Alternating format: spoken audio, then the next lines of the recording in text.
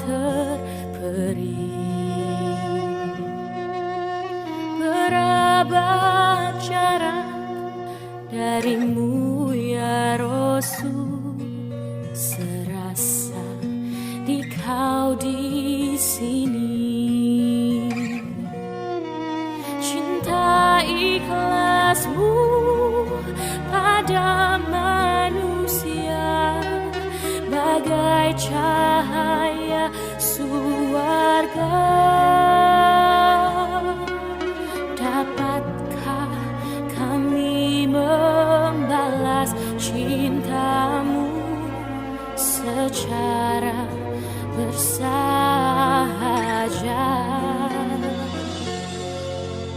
Rindu kami padamu ya Rasul, rindu tiada terperi. Berapa jarak darimu ya Rasul, serasa di kau di sini.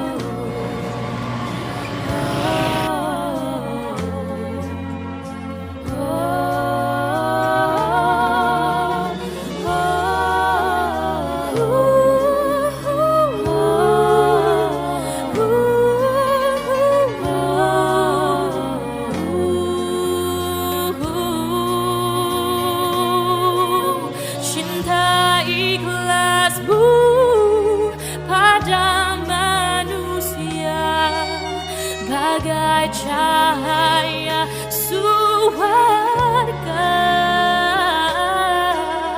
Dapatkah kami membalas cintamu secara bersahaja?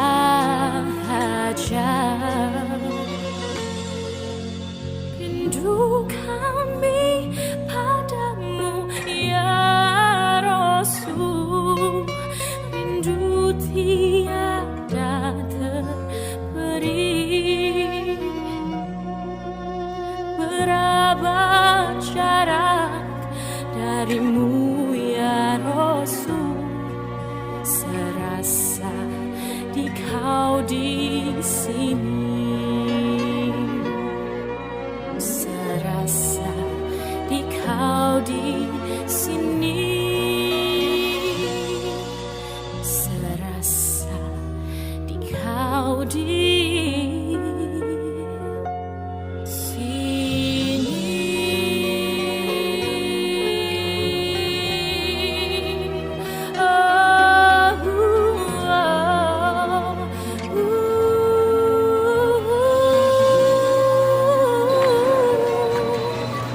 Alhamdulillah, nahmaduhu wa nasta'inuhu wa nastaghfiruh wa na'udzu billahi min shururi anfusina wa sayyiati a'malina.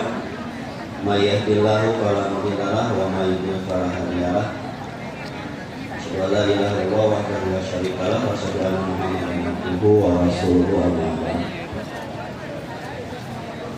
Jamaah jihad yang dimuliakan Allah, alhamdulillah, puji dan syukur kita haturkan kehadiran Allah Subhanahu wa Ta'ala yang pagi ini kita alhamdulillah pada Allah bisa mengawali aktivitas hari Ahad ini dengan hadir di pengajian Ahad di Jalan Perintis Kemerdekaan nomor 2, di mana saudara-saudara kita yang lain di hari Ahad ini mengawali aktivitasnya lari di dekat Cibu ya, jalan-jalan ke Kuntrut sambil kuliner. Alhamdulillah kalau kita pagi ini mengawali dengan awal ini. Tapi nggak tahu nanti habis dari sini atau mau ke Kuntrut ya. Jadi dari sini dulu baru ke Kuntrut ya. Baik Ibu dan Bapak yang saya hormati, karena khawatir nanti bosen kalau saya selalu ngasih parkun, si bosen Pak. Kurang kasihan juga lah, kata rucingan lah. Ruci nggak ada tapi tebak-tebakan. Silakan saya kata-katanya lanjutkan. Ibu dan Bapak, Ambu dan Abah, Romeo dan Juliet, Rama dan salah.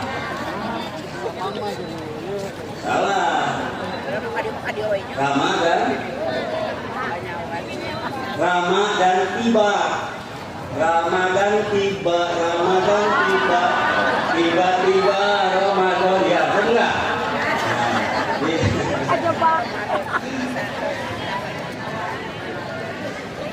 Ya kan Ramadan tiba. Ini bukan Ramadan cinta. Ya baik, insya Allah kita beberapa hari lagi, kurang lebih sekarang hari Ahad, Senin, Selasa, Rabu, Kamis, berarti 4 hari lagi kita insya Allah berdasarkan edaran dari PP Persis bahwa Keluarga Besar Persatuan Islam sudah menetapkan kita akan mengawali sahur Ramadan tanggal berapa Ibu? Tanggal? Iya, benar tanggal 1. Setelah tanggal 2 nanti tanggal 1 Ramadan bertepatan. Karena nanti kalau disebutkan Masehinya bertepatannya bisa beda. Betul nggak? 1 Ramadan sekarang ada yang mengawali tanggal 18 Februari. Nah, Persis sudah menetapkan hari Kamis tanggal 19 Februari. Kan kalau Februari kalau Masehinya bisa beda. Jadi kita akan mengawali itu tanggal 1 Ramadan itu tidak akan beda insya Allah. Baik, beberapa pengumuman saya bacakan dulu. Yang pertama seperti biasa update pemberangkatan umroh. Karena kita akan memberangkatkan masih di bulan-bulan ini, yaitu tanggal 24 Februari dengan 30 jamaah, tanggal 31 Maret 48 jamaah, tanggal 13 Mei 36 jamaah. Dan ini ada yang masih kosong ya. Ada kurang lebih 18 pemberangkatan di tanggal 30 Juni, 4 Juli, 8 Juli, 15 Juli, 5 Agustus, 15 Agustus, 12 September, 19 September, 23 September, 4 Oktober, 7 Oktober, 8 Oktober. Ini masih kosong. Kalau yang tadi 3 sudah tinggal berangkat. Barangkali yang ingin masih menitipkan kepercayaan untuk menjalankan umroh bisa menghubungi PT Karikat di Perintis Kemerdekaan ini. Dan juga bagi yang ingin menjalankan ibadah haji khusus ya, kuota resmi pemerintah, silahkan juga bisa melalui PT Karikat. Kalau yang reguler itu melalui Minhajum PT Persis. Yang kedua, banyak pengumuman lah ya. SMK Persis nomor 2 Kota Bandung ini sudah membuka pendaftaran SPMB, sistem penerimaan murid baru. Insya Allah ini cukup murah untuk mendaftarkan putra putri kita ke SMK Persis. Cukup dengan pendaftaran 50.000 sudah terdaftar sebagai siswa di SMK Persis ya. Fasilitas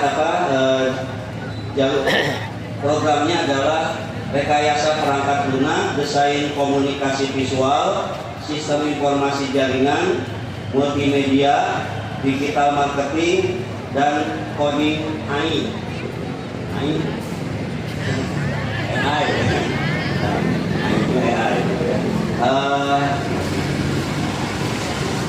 Juga tersedia beasiswa SMA Persis, nanti bisa daftarkan sehingga mudah-mudahan nanti tanpa biaya untuk sekolah di SMA Persis ini. Adapun kampusnya yang pertama di Jalan Sukamulya, Kelurahan Sukaasih, Bojongloa, Kaler.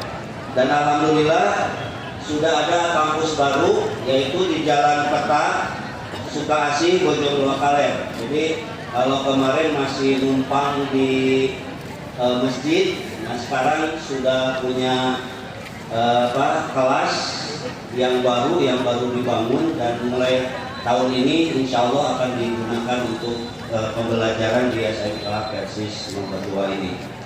Silakan segera untuk mendaftarkan ke SMK Persis ini supaya tidak terlambat karena kuotanya terbatas. Dan yang terakhir dari Les Persis, program berbagi makanan berbuka di bulan Ramadan, berbagi sembako kelompok duafa dan difabel, berbagi nusuk Quran untuk para penghafal Quran dan kelompok lansia. Dan tidak lupa ini ada yang SMS mohon doanya buat jamaah jihad Bapak Udin yang hari ini sedang di ruang ICU, mudah-mudahan diberikan yang terbaik oleh Allah Subhanahu wa Ta'ala. Baik Ibu dan Bapak, pengumuman sudah begitu banyak. Ustaz juga sudah hadir di tempat ini dan akan menyampaikan tentang makalah mengerti rezeki ya. Itu apa tentang mengerti rezeki nanti akan dijelaskan oleh beliau secara rinci. Oleh karena itu kepada Ustaz dengan penghormat kami persilakan.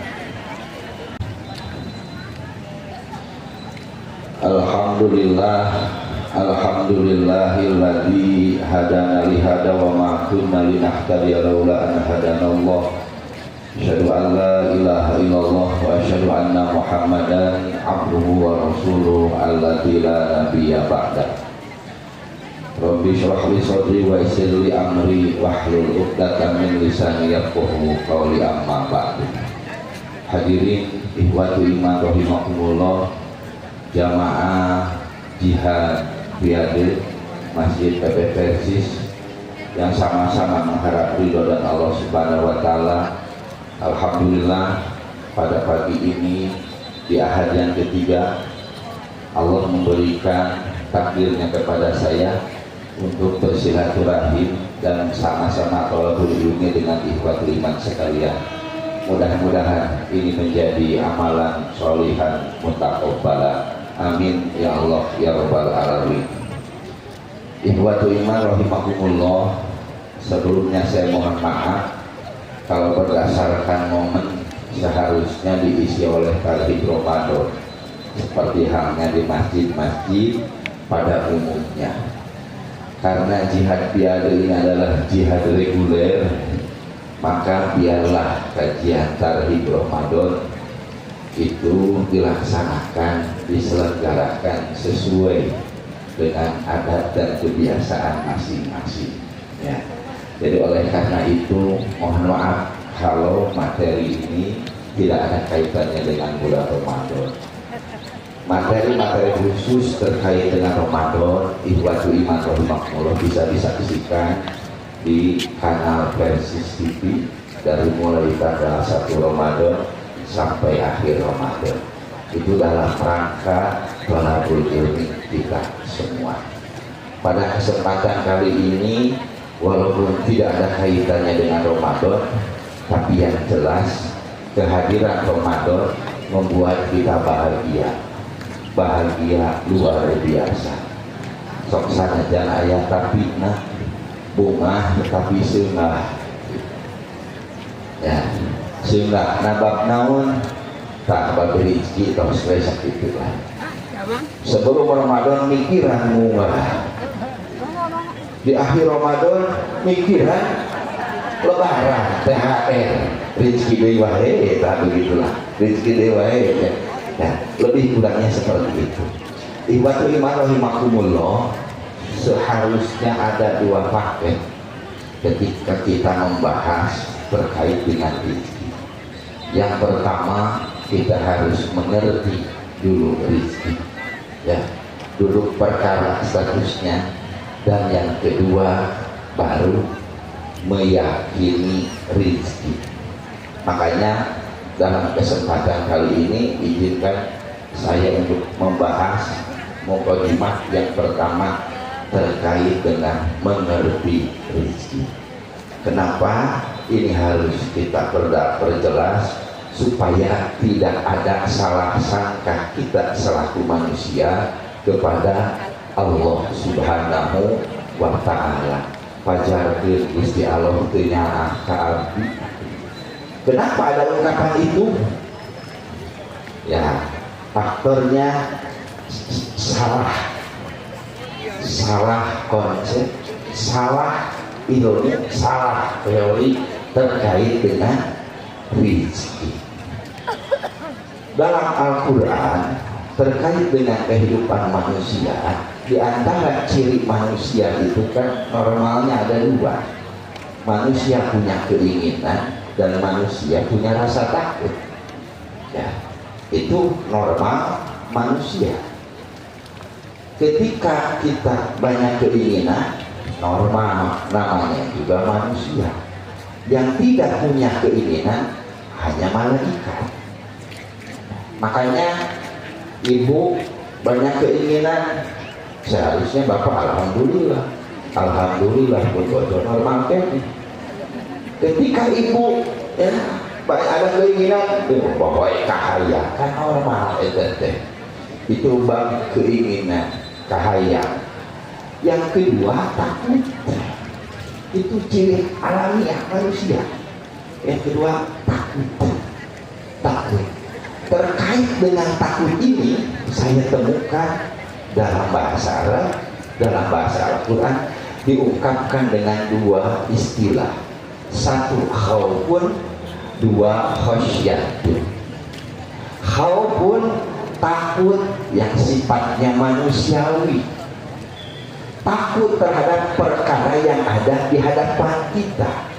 Makanya ketika kita nyebrang jalan, kenapa tidak langsung jalan, tidak langsung nyebrang, lihat kiri kanan? Jawabannya sih takut apa? Takut ketabrak. Itu khauf. Ketika pengajian jihad piala sekarang cuaca bagus, tiba-tiba Allah takdirkan gebret hujan. Bapak dan ibu akan langsung pulang? Akan langsung pulang? Niuhan di masjid. Kenapa tidak langsung pulang?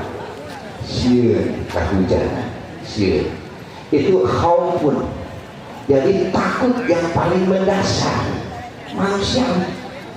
Ada takut dan ada yang kedua, yaitu yang bahasa Arabnya khosyatun. Khosyatun itu takut terhadap perkara yang belum terjadi, tapi terpikirkan dari saat sekarang. Disebut khawatir. Hariwang dalam bahasa Sunda itu adalah khosyatun. Jadi rasa takut itu belum terjadi untuk saat ini, tapi sudah terpikir dan terbayangkan oleh kita selaku manusia karena kita punya akal. Maka disebutlah khosyatun. Dan ditemukanlah dalam Al-Quran sumber utama kekhawatiran manusia itu jawabannya adalah satu, terkait dengan rezeki. Kenapa anak bapak, anak ibu yang sudah kuliah belum kerja tidak mau bapak dan ibu nikahkan? Alasannya sederhana, jatuh gagal dan kumaha. Ya, itu rezeki. Kita tidak perlu merasa rugi, tidak perlu merasa malu. Allah yang menciptakan kita, Allah lebih tahu psikologis manusia. Dan yang jelas rezeki itu menjadi sumber utama kekhawatiran manusia. Dari sejak kapan? Dari sejak zaman Nabi Adam sampai akhir kiamat. Sumber utama kekhawatiran terkait dengan rezeki itu susunannya paralel terkait dengan status rezekinya. Ada tidak ya rezeki itu ya? Kemudian ketika sudah ada, maka manusia akan takut, khawatir kehilangan rezekinya, maka terus berusaha dan menjaga. Ketika sudah banyak, tipikal manusia ngehon itu rezeki, maka kecenderungannya khawatir untuk berbagi. Ya. Jadi terkait dengan sumber utama rezeki, keberadaannya membuat kita khawatir. Ketika sudah ada kurang, beres urusan, khawatir kurang atunya imah moal mahita. Ketika sudah banyak, kebanyakan digunakan, kebanyakan disimpan. Kenapa disimpan? Investasi masa depan, intinya khawatir. Makanya dalam Al-Quran terkait dengan status rezeki digambarkan dengan ayat, yaitu surat Al-Isra ayat 31. Wala taqtulu auladakum khasyata imlaqin nahnu narzuquhum wa iyyakum. Dan janganlah kamu membunuh anak-anak kamu khasyata imlaqin, karena khawatir kelaparan, khawatir tidak punya pekerjaan, khawatir tidak punya rumah, khawatir tidak punya suami, tidak punya istri, khawatir hidupnya melarat. Ini ayat ini menjelaskan perilaku Arab jahiliyah sebelum Islam. Ketika apa?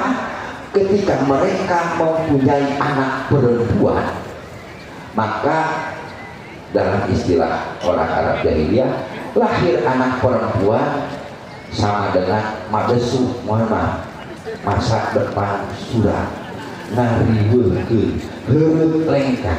Maka satu-satunya cara, satu-satunya jalan membunuh anak perempuan itu supaya tidak jadi beban dan pikir. Mungkin Bapak dan Ibu pernah mendengar kisah Umar bin Khattab sebelum masuk Islam pernah membunuh siapa? Anak laki-laki perempuan? Perempuan. Dan apa yang menjadi faktor membunuh anak kandung? Karena sudah pasti. Ketika lahir anak laki-laki, luar biasa bahagia. Kenapa? Karena laki-laki ya itu relatif ya, bisa ngurus dirinya sendiri. Jadi oleh kebiasaan Arab jahiliyah, anak perempuan dibunuh supaya apa? Tidak jadi beban kepada siapa? Kepada orang tuanya kelak di masa yang akan datang. Jadi terkait dengan apakah betul rezeki menjadi kekhawatiran kita semua? Ada rezeki itu? Bapak dan Ibu percaya rezeki? Bapak dan Ibu percaya rezeki? Percaya, jelas ayatnya. Pertanyaan berikutnya, yakin rezeki itu ayat? Percaya rezeki berapa persen? Saya yakin semuanya 100%. Yakin rezeki itu ayat? Sama 100%? Bakal sama 100%? Percaya mah teori, nah rezeki itu ada, yakin itu ketika rezeki sudah menghampiri kita. Jadi persentase percaya mah 100%. Kalau persentase yakin, bukannya gitu. Makanya membuat orang senantiasa berpikir dan berpikir. Makanya menurut Imam Mutawalli Asy-Sya'rawi, orang merasa capek terkait dengan rezeki, dan beliau menyebutkan laisa ta'bal jism, yang kita rasakan itu bukan capek fisik, walakin ta'bal fikri wal aql. Nu capek teh mikiranana. karena mikiran capek jadi keluar jurus terakhir sampai hati. Karena apa? Sudah mentok ketika dipikirkan tidak ketemu. Makanya dalam hadis Nabi mengajarkan kepada kita, Allahumma inni a'udzubika minal hammi wal hazn. Hammi itu gamang, al hazn itu sedih. Faktor apa yang membuat orang gamang dan sedih? Mikiran apa? Ayah mikiran apa? Makanya iman rahimakumullah dalam hadis tersebut para wa a'udzubika minal ajzi wa kasal. Al-ajzi jadi kita tidak berdaya, mentok, capek hati, aji tidak berdaya, wal kasal dan bedul. Kenapa? Capek, tidak mendapatkan yang dia inginkan. Itulah perilaku manusia. Kenapa pada akhirnya kita dalam kehidupan keseharian sangat jarang kita tersenyum, banyak tersenyum atau banyak jemelur. Satu itu. Kenapa? Ya inilah yang pertama, mikir tadi tidak ada ujung pangkal. Makanya kekhawatiran terkait dengan sumber ada. Jadi bakal ayah mu'arifina, bakal ayah itulah yang pertama. Dan yang kedua terkait dengan kehilangan rezeki. Makanya kecenderungan orang dalam Al-Quran disebutkan wa innahu lihubbil khairi lasyadid. Ketika dia sudah mendapatkan, maka yang namanya manusia bakal terus-menerus menambah pun itu. Lihubbil khairi lasyadid. Segala sesuatu yang dilakukan demi rezeki, demi uang, demi pekerjaan, demi dagang dan lain sebagainya, itu diungkapkan. Bahkan ada indikator yang sudah jelas, yang Nabi Muhammad SAW beliau mengatakan, laukana libni adama wadiyani min dhahab. Anggap di Bandung itu gunung apa? Di Bandung ada gunung apa? Gunung Pangrango, Gunung Burangrang. Anggap Gunung Burangrang itu emas semua, bukan tanah, bukan batu, emas. Dan ada 2 gunung Burangrang di Bandung, itu milik bapak, itu milik ibu. Pertanyaannya, ketika sudah memiliki 2 gunung emas, bakal selesai? Dijelaskan dalam hadis labdago salisa. Kecenderungan manusia pasti bakal nambah, ingin punya 1 lagi gunung emas. 2 gunung emas itu kiasan yang lebih sangat tinggi. Emas tidak ada perhiasan yang melebihi emas. Ini diungkapkan lah oleh Nabi. Gunung bukan batangan, bukan seperti Freeport, bukan. Gunung emas. Ketika sudah punya 2 gunung, tidak selesai ternyata. Entah kenapa takut kehilangan yang 2 ini. Nambah di 1. Ketika hilang 1, angger 2. Makanya jadilah hadis ini dikonversi oleh para pedagang dan pengusaha. Ketika sudah punya lapak 1 rame, segala memboga 2 ya. Pernah nambah lagi 2 cabang. Alhamdulillah beres punya 2 cabang. Nambah lagi 3, punya 10 cabang toko, bakal beres. Sampai kapan akan selesainya? Hatta zurtumul makobir, begitulah kalau dalam Al-Quran.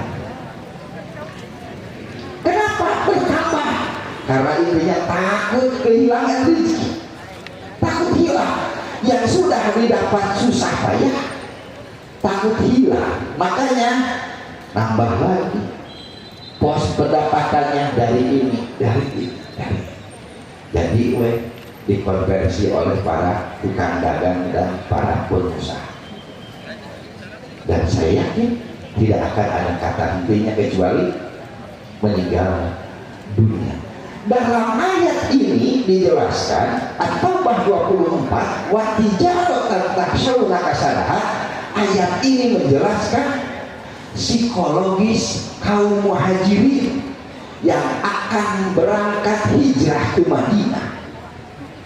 Tawarannya satu, ikut dengan kami kata Nabi, atau ikut dengan keluarga Anda, atau ikut meneruskan usaha Anda. Itu tawarannya. Kemudian sahabat muhajirin yang pertama kali masuk Islam, mereka memutuskan ikut bersama Nabi dan meninggalkan apa? Nah, jadi psikologis orang yang hijrah itu berdampak sosial, berdampak ekonomi. Dampak sosialnya apa? Meninggalkan istri, meninggalkan suami, meninggalkan keluarga. Itu dampak sosialnya, meninggalkan orang tua karena harus ikut Nabi. Dampak ekonominya apa? Yang sudah punya kekayaan di Mekah ditinggalkan begitu saja, ditinggalkan. Berarti kondisi psikologis kaum muhajirin takut kehilangan rezeki atau kekurangan rezeki. Takut kehilangan rezeki.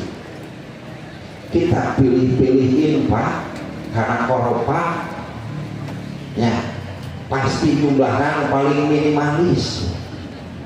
Pertanyaannya, takut kehilangan rezeki, takut kekurangan rezeki, berkurangnya rezeki.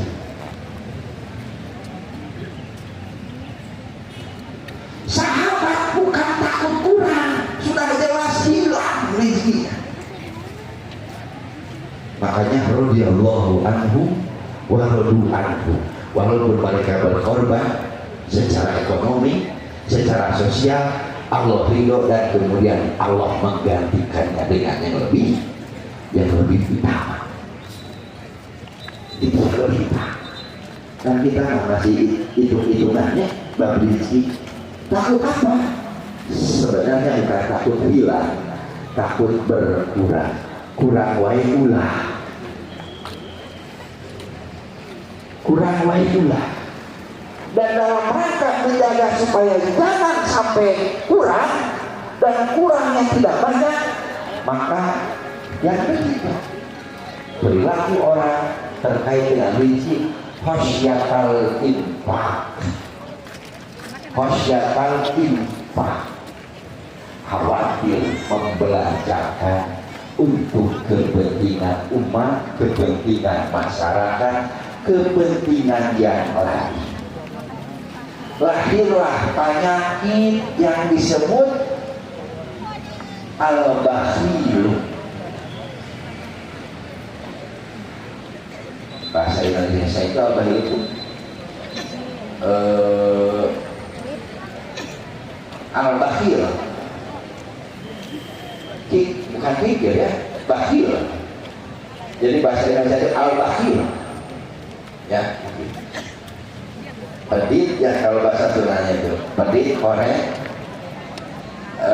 pedit itu al-bakhil. Kenapa orang berperilaku al-bakhil? Ini nama satu khosyatal infaq. Khosyatal infaq. Kenapa?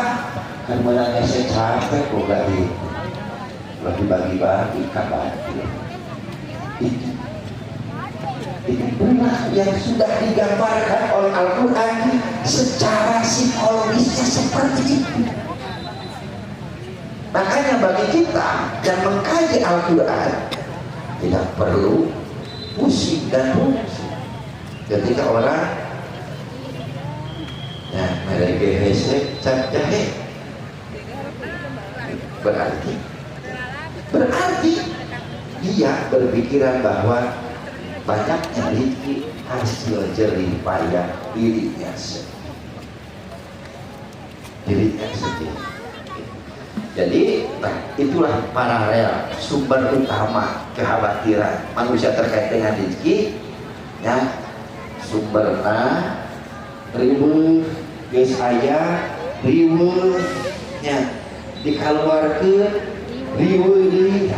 Itulah siklus yang tidak akan pernah berhenti sampai kapan? Sampai kapan? Itu maka diungkapkan wasyatan infak. Intinya bukan takut hilang, takut kurang. Sahabat mah sudah tidak peduli kehilangan rezeki. Kalau kita bukan tidak peduli kehilangan, takut kurang. Ya Pak, ada itu tadi kan ada yang jalan itu korban, ya belum, yang jalan, ya kencereng. Ketika kencereng ada, kan udah minggu kemarin kan gitu.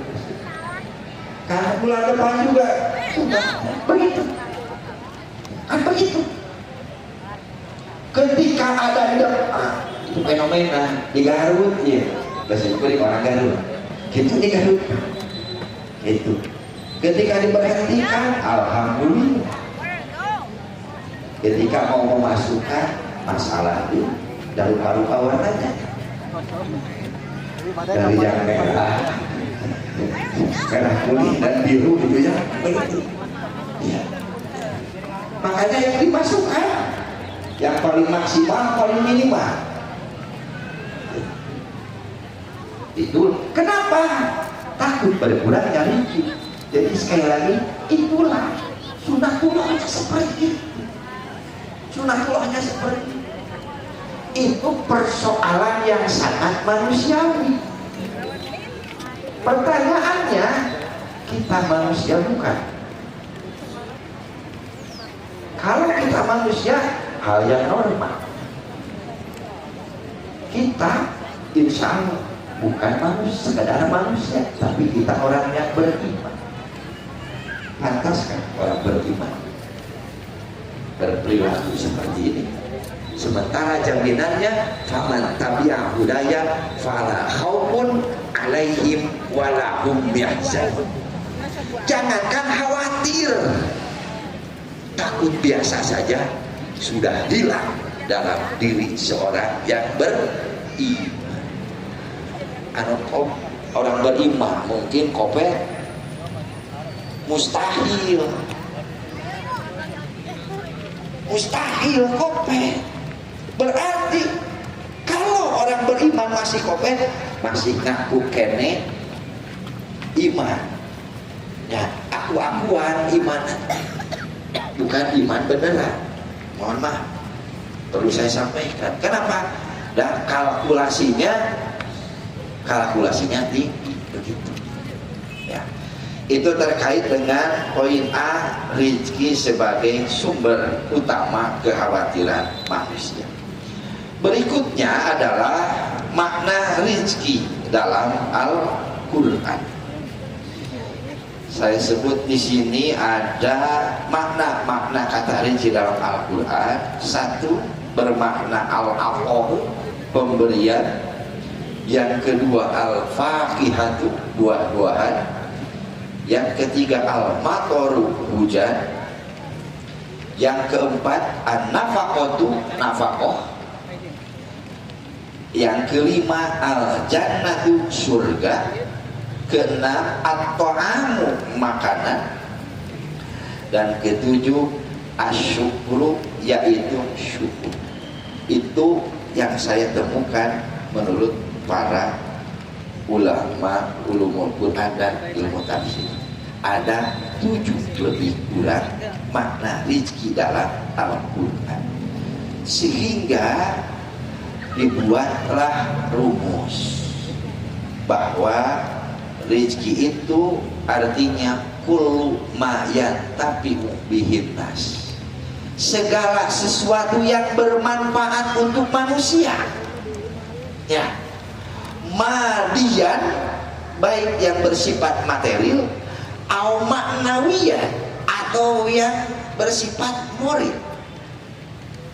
Di dunia wafil akhirah, dan juga di akhirat.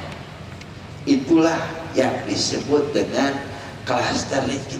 Segala sesuatu yang bermanfaat untuk manusia, baik material atau non material, baik di dunia dan juga di akhirat. Itulah yang dimaksud dengan rezeki.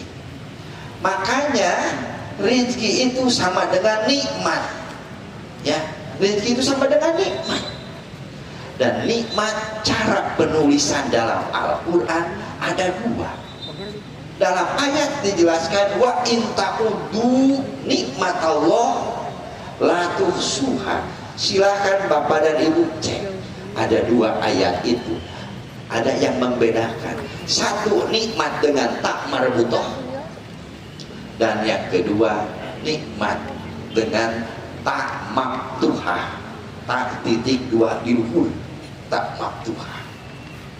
Jadi ada dua nikmat dalam Al-Quran, ya. Bedanya apa? Kalau nikmat dengan tak marbut, tak maftuhah, berarti sama dengan rezeki madi, ya. Rezeki yang sifatnya materi, kita punya segala sesuatu yang serba konkret.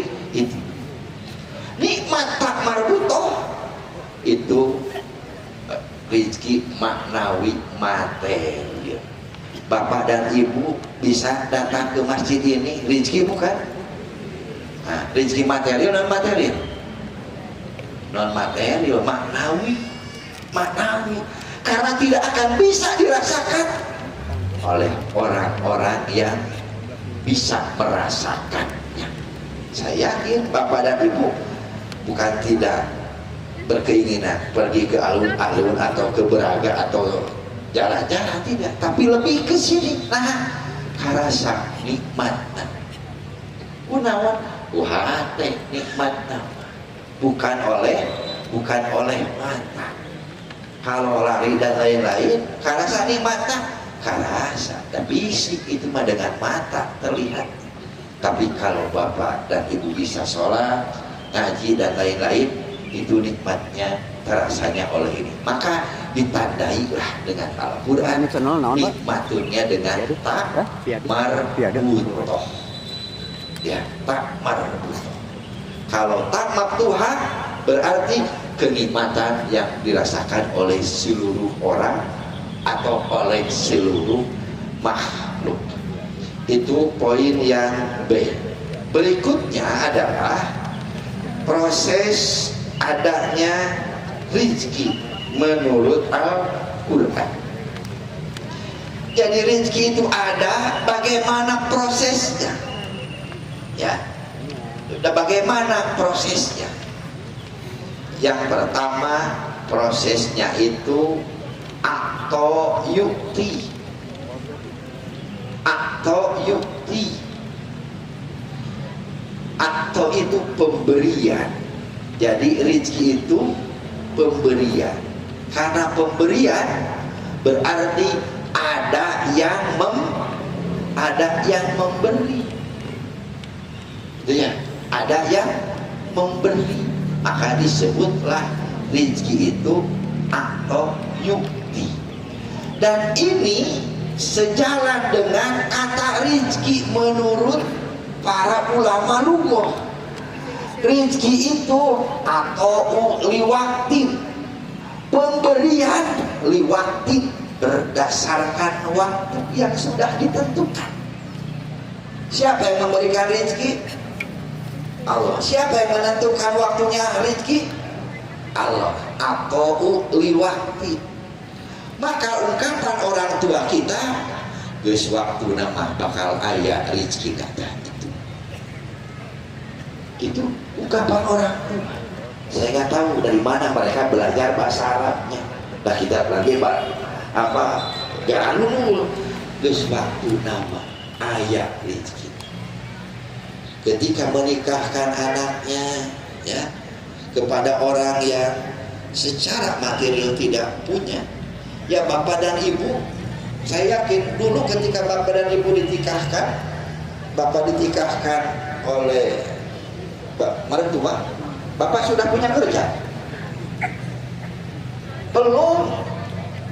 Pertanyaannya, kenapa berani mertua bapak nikahkan ibu ke bapak? Dan ibu juga tahu bapak tidak punya pekerjaan. Ayeuna we gagah teh. Banyak A, B, C dan lain dulu ketika dinikahkan.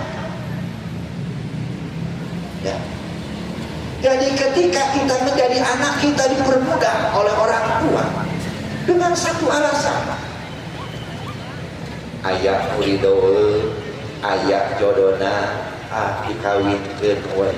Engke nuturkeun rezekina, itu bahasa orang tua kita. Walaupun tahu punya menantu itu kere, hanya bawa baju. Ketika sudah berubah statusnya dari anak menjadi orang tua, datanglah pemuda Persis, kesehariannya marbot masjid, ingin meminang putri bapak, bakal diterima. Pikir-pikir dulu. Padahal fair tidak, orang tua kita sangat memudahkan kita. Tapi kenapa ketika berbalik menjadi orang tua kita, SKB kan syarat dan ketentuan berlaku, ada badai jadi minantu bapak mata kiri syarat dan ketentuan. Silakan tanya,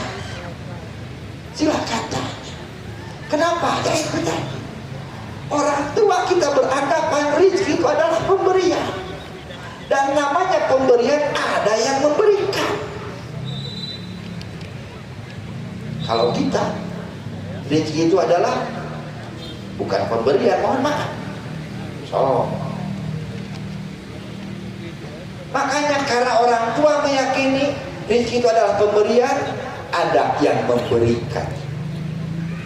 Kapan diberikannya? Lewatin.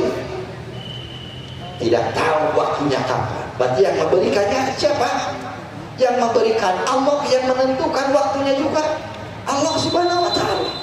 Itu prinsip orang tua. Apakah kita berpikir rezeki itu adalah pemberian? Rezeki itu hasil kerja keras. Itu generasi kita.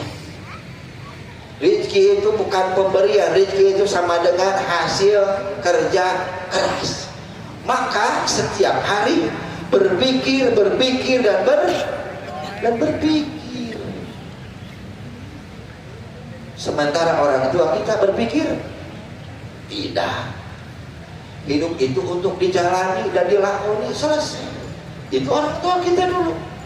Sementara kita generasinya, hidup ini untuk dipersiapkan. Kan dipersiapkan, jadi harus dipikirkan. Kan dipikirkan, harus direncanakan. Dari bangun tidur sampai mau tidur, mikiran bang.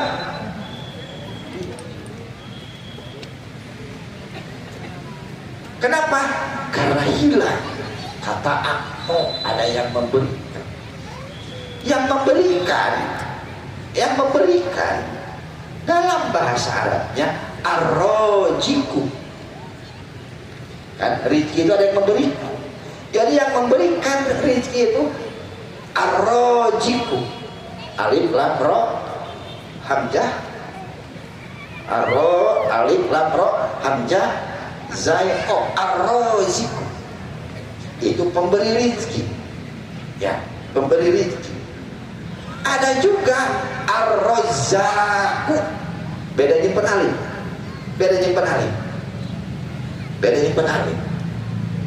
Ya, ar-razzaq. Ada kawan saya Asep Rojak. Kan beri rojak, maka ojak beta. Rojak. Alifnya beda. Beda nyimpen alif. Apa yang membedakan?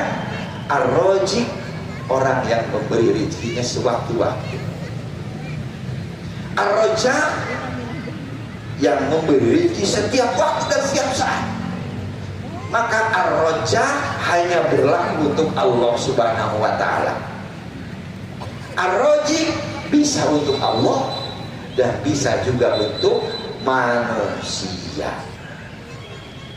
Maka yang paling banyak dicari oleh anak dan generasi kita saat sekarang adalah mencari pekerjaan. Karena rezeki itu dihasilkan dari pegawaian. Dapat upah, dapat UMR bulanan. Dari siapa? Dari pihak perusahaan, dari pihak kantor. Itulah ar-rajiku. Pertanyaannya, hari kantor ngarijian anak bapak dari sejak kapan? Dari sejak masuk kerja sampai kemungkinan nanti pensiun. Tapi kenapa ada yang baru memberikan rezekinya seperti itu, dihormat, disanjung, ditaati luar biasa? Bukankah sebelum mendapatkan pekerjaan anak kita hidup? Ya kan? Dan mohon maaf, ketika ada yang mau pensiun, bagaimana psikologis orang pensiun? Lah, pensiun nih, kan begitu. Berarti yang dianggap ar-rajik itu siapa oleh kantor? Mohon maaf, ya, ar-rajik. Hari sebelum bapak kerja, mohon maaf, jadi ASN ataupun apapun, hidup. Pertanyaannya, kenapa ketika beres kerja berpikir hidup kayaknya mual urangnya? Memeh gawe kan geus hirup, ayeuna geus beres gawe. Da insya Allah bakal hidup da memeh age aya rezeki. Jadi kita itu lebih mengutamakan ar-rajik, orang yang memberi upah, memberi pekerjaan, memberi salari kepada kita. Padahal waktunya itu hanya sebegitu. Tapi kita lupa kepada ar-raja yang senantiasa memberikan kepada kita. Kita lupa ar-raja, kita lupa. Ya. Makanya kalau kita banding-banding, ada undangan dari, ada WA masuk, ada rapat kantor, bakalan aku duduk, bakal aku duduk di rapat kantor. Tidak mau terlambat, tidak mau tidak datang, karena tahu aturan mainnya. Telat dipotong, tidak hadir tanpa kesenangan dipotong dan lain-lain. Makanya mensegerakan untuk datang. Undangan dari ar-raji. Ketika ada undangan dari ar-raja berupa Allahu Akbar, Allahu Akbar, kalau jadilah rehat dulu lah sejenak. Itu sama.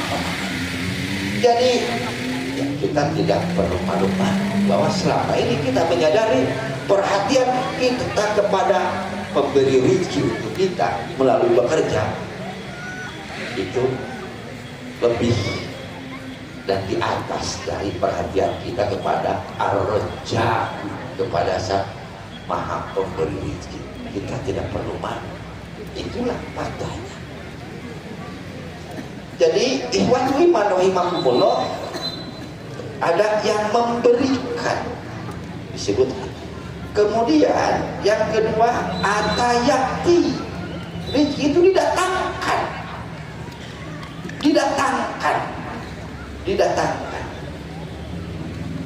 Berarti ada yang mendatangkan. Berarti ada yang mendatangkan. Pertanyaannya, siapa yang mendatangkan rezeki?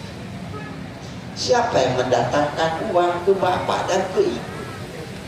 Dalam ayat jelas, wa antuhu mimma lillahilladzi ata.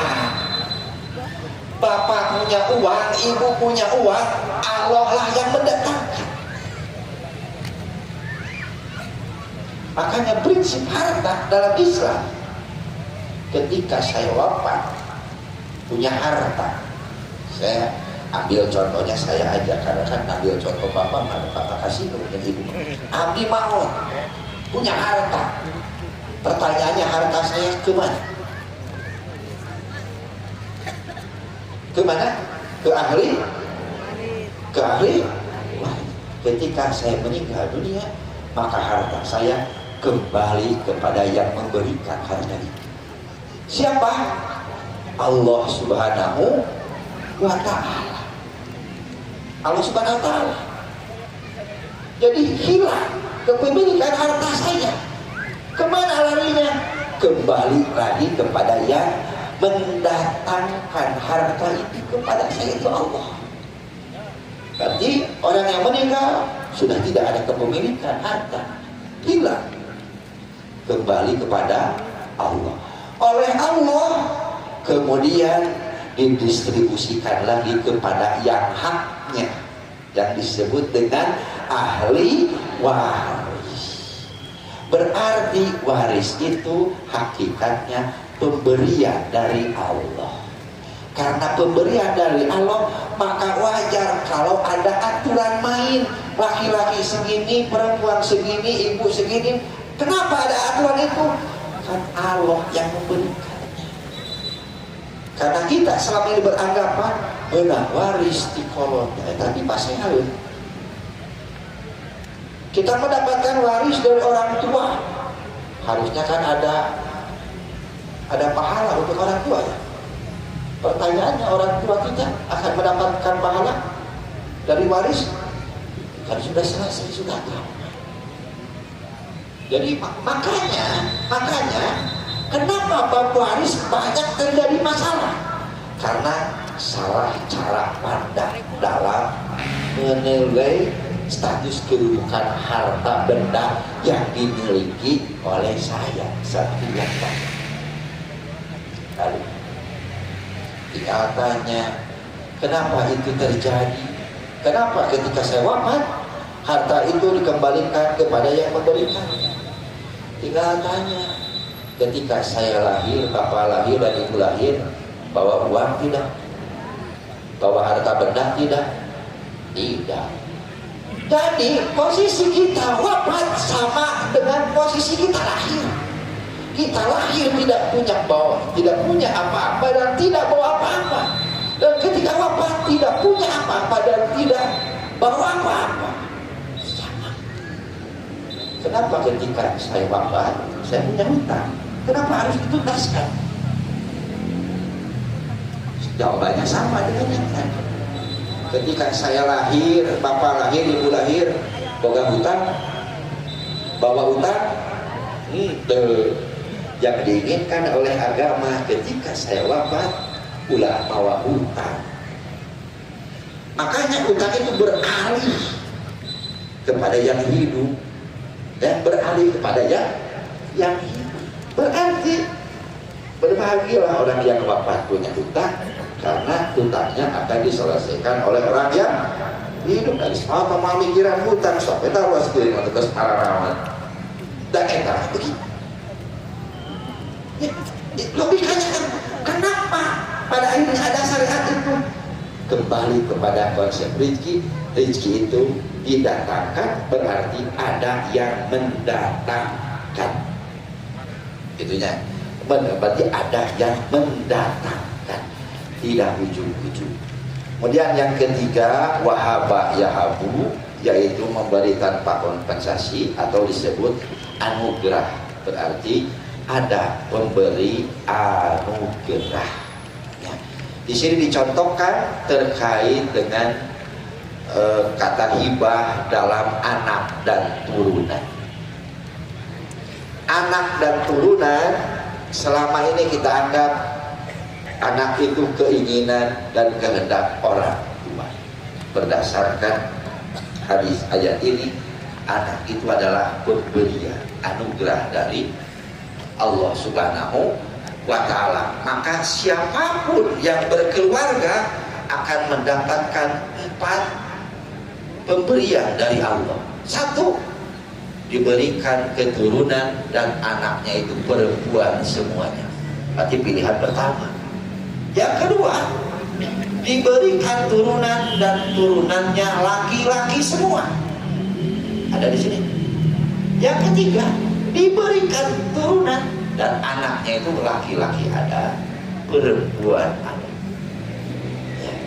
Yang keempat, diberikannya tidak diberikan keturunan, tidak diberikan keturunan. Jadi kita punya anak, hakikatnya pemberian hibah dari Allah. Makanya orang yang banyak anak tidak perlu berbesar kepala. Sama halnya dengan yang tidak punya anak, tidak perlu berkecil hati. Oh, itu semua pemberian dari Allah Subhanahu wa ta'ala. Sama sekali kita jarang ingin punya anak, ikhtiarnya ke mana? Mintanya ke siapa? Kalau tidak medis, ya paranormal. Kalau jalur ini sudah mentok semua, baru pasrah ke Gusti Allah. Dalam kondisi sudah habis harta kekayaannya, isbah pasrah ke Gusti Allah. Itu. Yang keempat, anjala yunjilu, rezeki itu diturunkan. Ketika diturunkan, ada yang menurunkan, ada yang menurunkan. Ayat ini berbicara terkait dengan hujan. Jadi hujan itu adalah rezeki.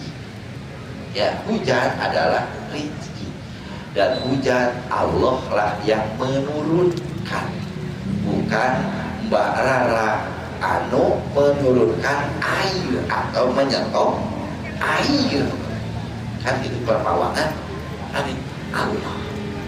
Maka berdasarkan konsep anjala yunjilu, maka lahirlah fenomena rezeki itu terkadang datang ke kita melalui pihak lain, melalui orang lain. Jadi ada rezeki yang langsung kita terima, ada rezeki yang Allah titipkan kepada siapa, dan itu baru kita terima. Jadi ada perantara.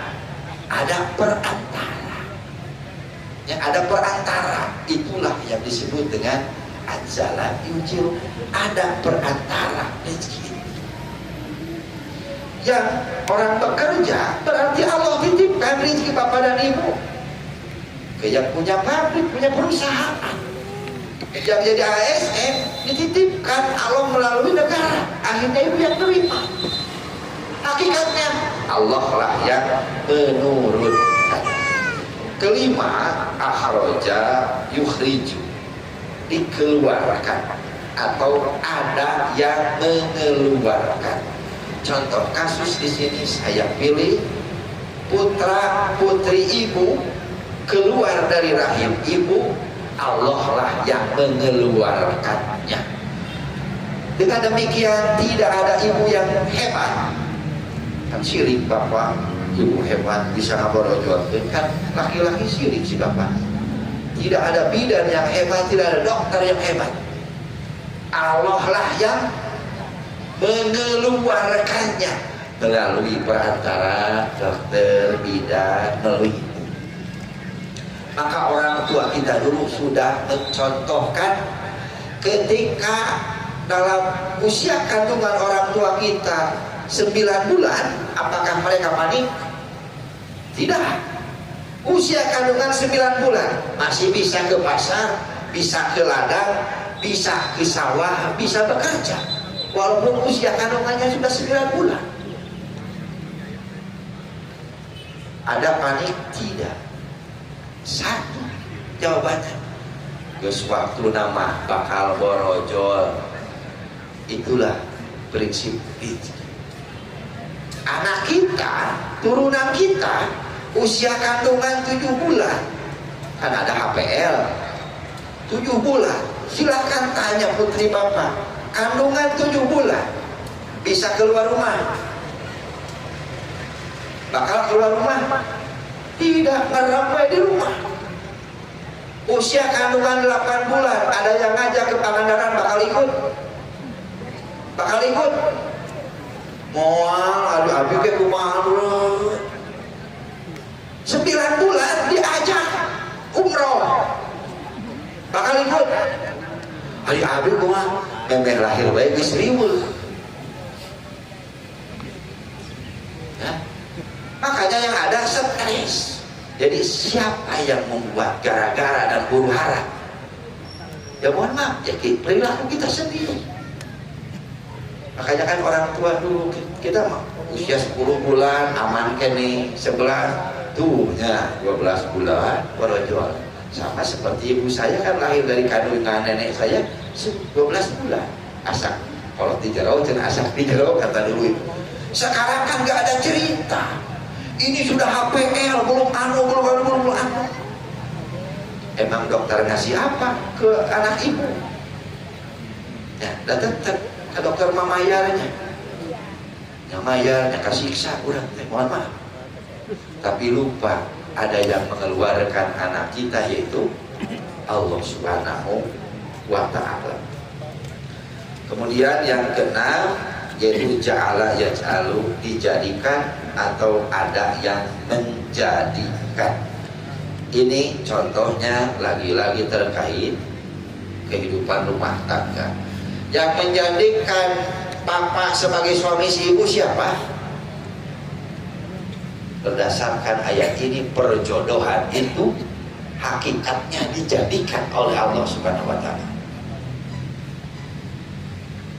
Bukan karena mediator, bukan karena ada lain, bukan Allah yang menjadi.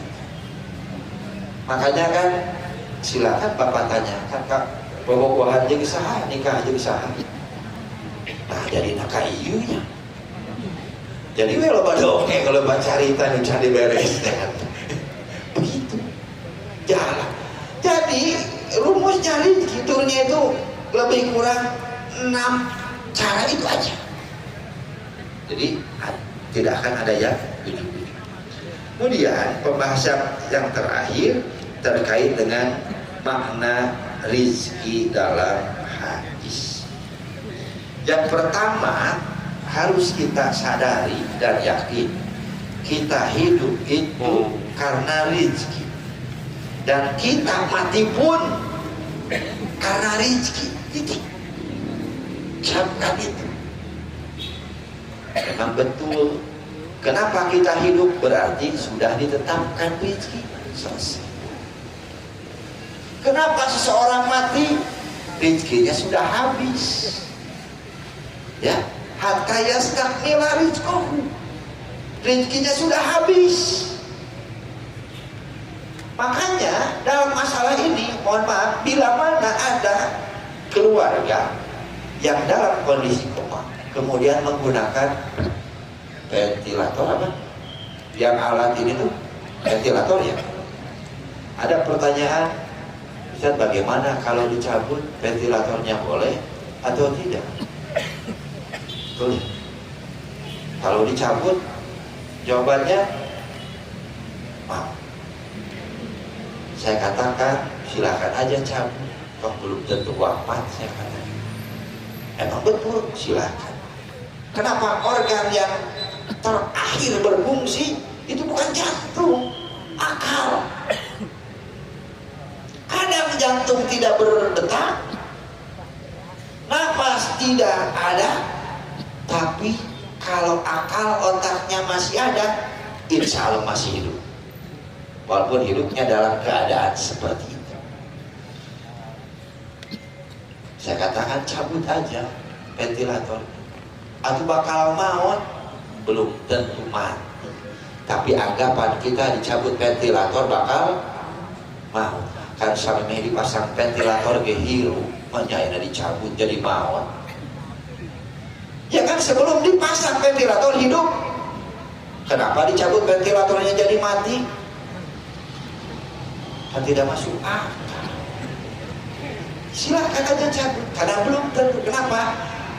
Organ yang terakhir hidup dalam diri manusia itu adalah akal atau otak, karena di sanalah ruh kita, ruh manusia keluar. bukan napas, bukan jantung. Karena akal otak susah dideteksi oleh ilmu kedokteran, bingung kan, tandanya tidak ada. Beda dengan jantung, ini detak jantungnya udah 0, kan ada alatnya. Coba bagaimana cara alat mendeteksi otak, masih berfungsi atau tidak? Tidak ada. Saya tahu, sepengetahuan saya, medis baru menemukan gejala saturasi atau saturasi. Jadi yang baru ditemukan oleh medis adalah kadar oksigen yang ada di otak. Makanya ketika COVID yang rame saturasi oksigen tidak ada ke otak, kemungkinan besar akan sebentar lagi meninggal dunia karena fungsi otaknya sudah berkurang. Jadi medis hanya mendeteksi saturasinya saja. Jadi ikhwatu iman rahimakumullah, terkait dengan kita hidup dengan rezeki dan kita mati pun dengan rezeki. Ini perlu saya tegaskan bahwa perlukah ada kekhawatiran kita tentang rezeki? Karena kita judulnya sebagai orang yang beriman. Mantap hirup oge geus aya rezekina titik sakit. Bahasa orang yang beriman. Masalah kapan rezekinya? Kan judulnya oge, rezeki mah pemberian untuk waktu yang tidak diketahui oleh manusia. Itu apa? Maka rezeki itu urusannya perkara yang gaib. Ya, rezeki itu urusannya dengan perkara yang gaib. Sepengetahuan saya, rezeki itu kamana rezeki kaitan karukun iman? Kerukun iman yang keenam, yaitu khodo dan khodar. Al-imanu bil khodari khairihi wa syarrihi. Jadi rezeki kita itulah takdir kita. Dan yang disebut dengan takdir manusia, segala sesuatu yang sudah terjadi dan dilalui oleh orang tersebut. Berarti hari ini yang sudah menjadi rezeki kita, yang menjadi takdir kita, dari sejak bangun tidur sampai sampai ini jam 8.09, itu baru rezeki kita. Nanti duhur sudah jadi rezeki kita? Belum tentu. Jadi yang disebut rezeki sama dengan takdir, itu segala sesuatu yang sudah kita terima, yang sudah kita jalani, yang sudah kita laksanakan. Itulah yang disebut dengan rezeki. Berarti rezeki sama dengan takdir. Takdir adalah segala sesuatu yang sudah terjadi. Adakah, bisakah takdir dirubah? Kan kejadian lagi acan, ya kejadian lagi acan, terus ngomong-ngomong dirubah. Ya, berarti ada peluang sampai malam kita untuk menambah, mengurangi, ada peluang. Itulah bentuk ikhtiar kita semua. Itu rezeki beririsan dengan takdir.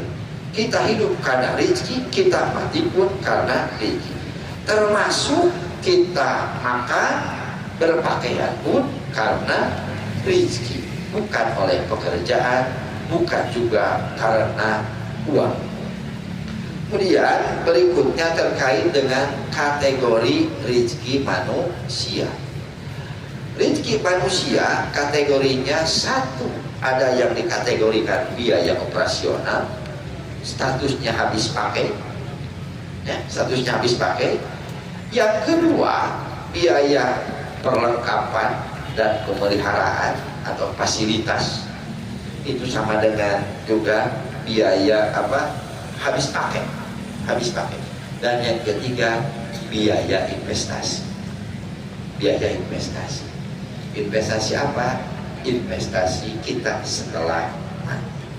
Makanya dalam Islam disebut rezeki itu apa yang kita makan itu sebagai biaya operasional, apa yang kita pakai itu sebagai perlengkapan, dan apa yang kita masukkan ke dalam kecleng korban masjid itulah rezeki kita. Yang di rumah rezeki kita belum. Dari 3 kategori ini, porsi mana yang lebih besar? Biaya operasional, biaya pemeliharaan, atau biaya investasi? Biaya operasional membengkak hampir 90%. Ya, dan itu tidak akan pernah kembali. Tapi biaya investasi yang disebut dengan sedekah, itulah yang akan kembali. Dan terakhir, saya hanya ingin mengingatkan beda antara harta dan rezeki. Dalam hadis kelima saya katakan itu satir, sindiran sangat keras dari Nabi Muhammad SAW. Nabi mengatakan, bapak-bapak, ibu-ibu, pekerjaannya sehari-hari ngabulung harta batul, itulah itu bahasa hadis Nabi. Kan tersinggung? Enggak, bukan saya tidak mengurus harta orang lain, harta saya sendiri. Kemudian Nabi mengatakan yang disebut harta bapak, laka makodamta. Berarti makodamta itu yang sudah lalu. Yang sudah lalu itu yang bapak makan, yang bapak pakai, yang bapak sedekahkan. Yang masih tersimpan, tersisa, itu harta siapa? Itu harta orang lain yang disebut ahli waris. Makanya saya terkadang agak bingung kepada orang yang berusaha nanti. Saya katakan bahwa bagi mereka itu nambah pundi-pundi harta kekayaan. Tapi menurut agama itu ngabuburit harta batu. Sok we sing wareg babana mah ari tiasa dicana kabuburan harta bana. Akhirnya ditinggal. Itulah rumusnya. Berarti di tabungan, di emas, di tanah, rezeki bapak bukan? Belum tentu. Ya, rezeki. Tapi tabungan emas apa mungkin mereka beresis, itu rezeki bapak. Yang tersisa itu harta orang lain, yaitu ahli waris. Makanya doa Nabi Daud alaihissalam, beliau nabi dan juga beliau raja. Allahumma inni a'udzubika min malin yakunu syaba'an li ghairi min ba'di wa hisabuhu alayya. Ya Allah, saya berlindung kepadamu dari harta yakunu syaba'an, yang akan membuat kenyang, li ghairi, selain saya, min ba'di, setelah saya meninggal. Siapa yang kenyang? Wahisabuhu, bilnya alayya, tapi hitungannya, hitungannya kepada saya. Jadi yang bersusah payah kita, yang menikmati siapa? Yang menikmati ahli. Jadi hasil capek selama itu teh henging naon atuh? Ngabubunga ahli waris, ngabubunga ahli waris. Makanya tinggal stabilkan biaya operasional, biaya pemeliharaan, dan biaya investasi. Tinggal distabilkan aja porsinya itu, insya Allah kita akan selamat di dunia hasanah wa bil akhirati hasanah. Jadi intinya ulah haban wae babana yang ari investasinya masih minim, karena yang diinvestasikan oleh bapak dan ibu menginfak sedekah dan zakat itulah akan kembali menjadi rezeki bapak dan ibu. Yang tidak berarti hilang dan akan dinikmati oleh orang lain atau ahli waris. Demikian yang bisa saya sampaikan. Mohon maaf atas segala kekurangan dan keterbatasannya. Mudah-mudahan kita semua diberikan rahmat dan wilayahnya oleh Allah Subhanahu wa taala. Aku qouli hada wa astaghfiru wa lakum. Assalamualaikum warahmatullahi wabarakatuh. Rindu kami padamu ya Rasul, rindu tiada terperi. Berapa jarak darimu ya Rasul, serasa di kau di sini. Cinta ikhlasmu pada manusia bagai cahaya surga. Dapatkah kami membalas cintamu secara bersahaja? Rindu kami padamu ya Rasul, rindu tiada terperi. Berapa jarak darimu ya Rasul, serasa di kau di sini.